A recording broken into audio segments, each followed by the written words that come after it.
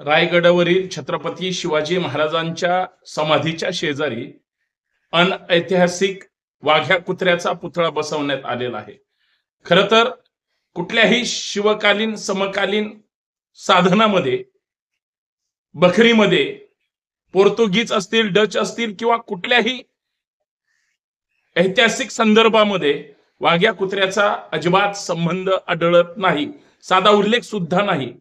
मग छत्रपती शिवाजी महाराजांच्या समाधीच्या शेजारी वाघ्या कुत्रा आला कुठून? माजी सन्माननीय मुख्यमंत्र्यांना संभाजी ब्रिगेडच्या वतीनं विनंती आहे, रायगडावरील छत्रपती शिवाजी महाराजांच्या समाधीच्या शेजारील तो वाघ्या कुत्र्याचा पुतळा तात्काळ काढून टाकावा।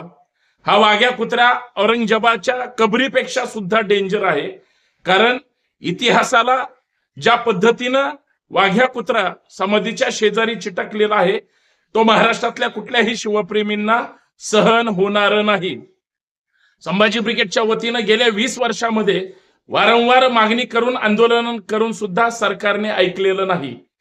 1 ऑगस्ट 2012 रोजी संभाजी ब्रिगेडच्या मावळ्यांनी रायगडावरचा तो वाघ्या कुत्रा हटवला होता, परंतु प्रशासनाने तो परत बसवला। जाणीवपूर्वक चुकीच्या खोट्या इतिहासाचं समर्थन आजपर्यंत प्रशासन असेल किंवा सरकार असेल हे करत आलेलं आहे।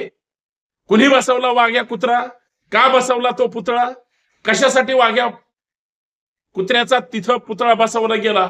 हे सगळे त्या ठिकाणी प्रश्न आम्हाला विनाकारण त्रास देणारे आहेत। म्हणून तो तात्काळ राज्य सरकारने वाघ्या कुत्रा रायगडावरचा काढून टाकावा अशी संभाजी ब्रिगेडची मागणी आहे।